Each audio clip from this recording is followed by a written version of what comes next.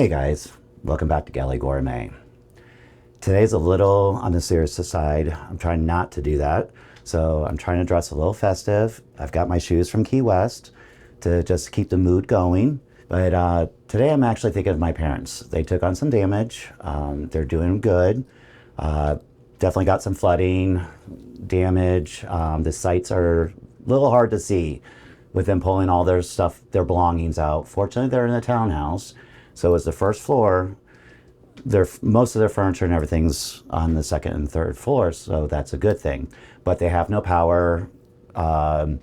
Water is limited. So I was trying to think how I can help. As of right now, the power did get back on as I'm taping this, so this is a good thing. But I was trying to also come up with something that for the people that don't have power. And so I'm actually kind of setting up care packages for everybody. For the ones that I can anyway. I can't help everybody. So I decided I'm going to make sloppy joes because this is actually a great recipe that can be done just room temperature. It doesn't have to be heated up. So I can actually cook this up, package it, drop it off, and everyone can enjoy it. And it's a filling, hearty, comfort food. So with that being said, let's get started.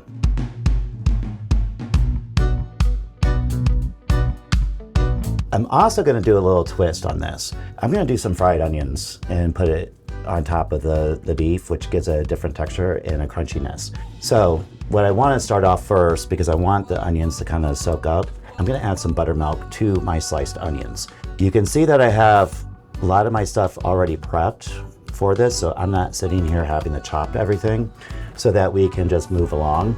And I'm making a lot of this. So I'm just gonna put this right off the side. I'm gonna let these kind of soak and get right in there and let them absorb the buttermilk. Now I have my pan preheated right now. I'm gonna add some olive oil to this. Add a little bit of olive oil, and I have a diced red onion. You can use red onion, you can use white onion, anything that you have, just throw it right on in there.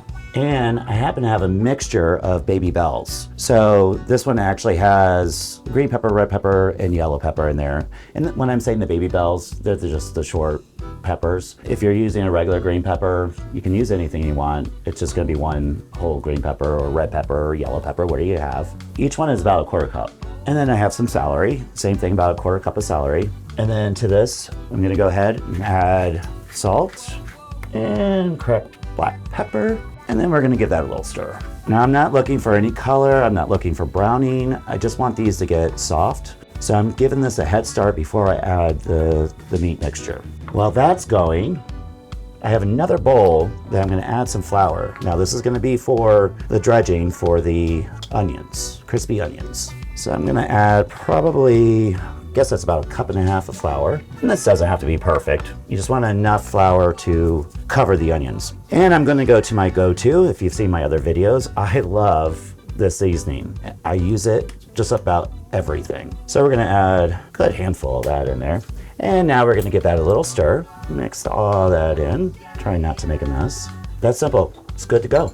Now we wanna check their vegetables. I hear them. They're doing really, really good.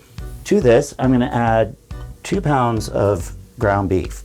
Now what's really cool about this, if you're not a beef eater, but you like white meat, do chicken, do turkey. There's variations that you can do this. You don't have to use ground beef. But today I'm using ground beef. And I like to kind of break it up as much as I can as it goes in the pan. It just makes it a little bit easier and a little quicker for it to cook. Again, with this, we're not browning this. We don't need to brown it. We don't need color. We just need to get it cooked through. And as this goes, we just want to go through here and kind of break it up as it's cooking. My oil's speaking to me, so I'm going to turn that down and let that start cooking. I am going through such a hot flash.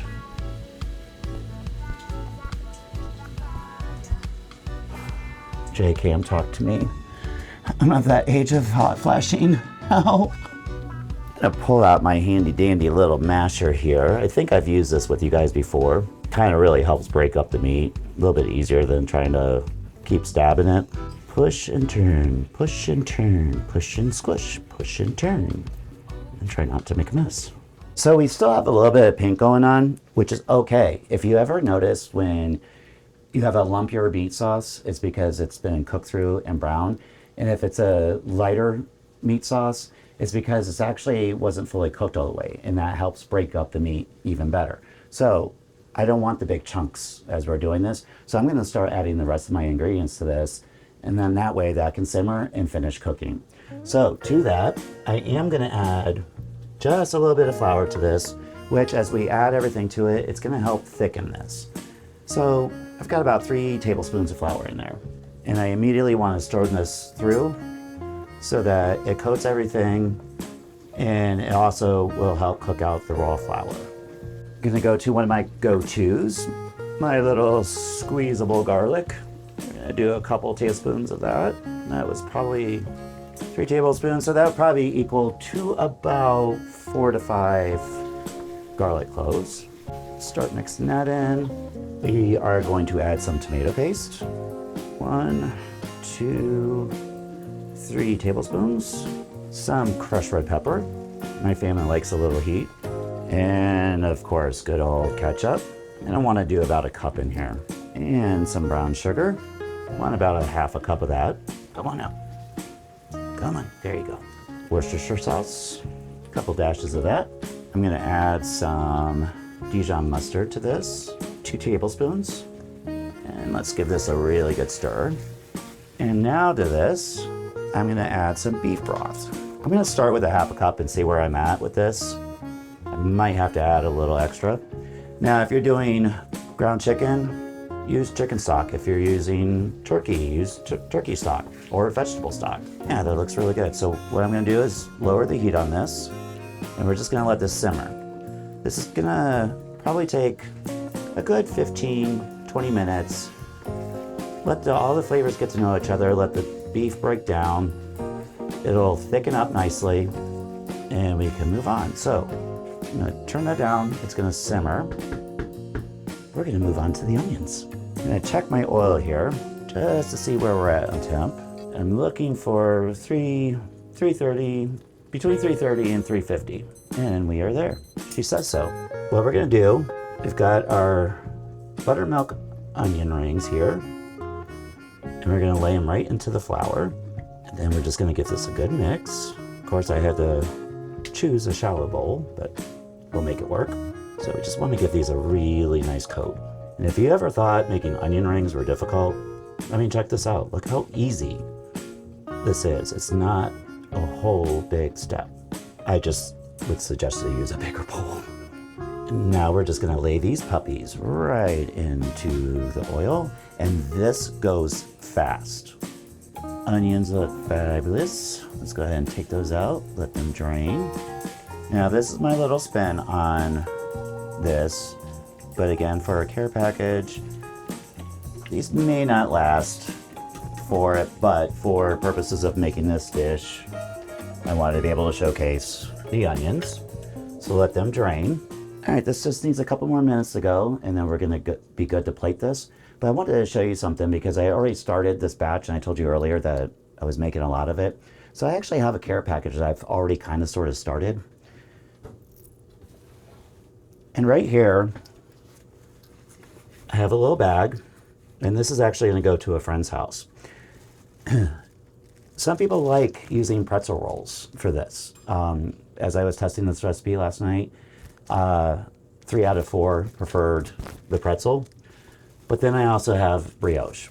Now, I'm gonna steal a couple of these just so I can plate this and show you what this all looks like all set up. I'm gonna go with the pretzel bun, but I just wanted to be able to show you this is great because you don't have to heat these up. And then I have a little Tupperware dish of the mixture. Now, if you lost power, a lot of people, especially here in Florida, a lot of people have gas grills. All you have to do is turn the grill on. I would do it on low, put a pan on there, and then you could put this right into the pan, and then it'll heat it up. And if you have the grill, then you can put the buns on the grill and toast them up. So I just wanted to be able to show you this is what I was doing. I do not have the onions in here because, you know, by the time they get this, I just don't know if the onions would last or not. But again, this was just a little care package that I put. I have disposable utensils in here, napkins, a couple bottles of water, For my parents, I'm gonna put a bottle of wine because I know that my mom would want it. So anyway, I just wanted to show you this as part of the care package. All right, so we're gonna take a couple of these buns. Now, being that these are pretzel buns, I don't need to use butter, and the same with brioche. You really don't need to butter this. They should toast up just nicely. We're gonna give this one last little stir.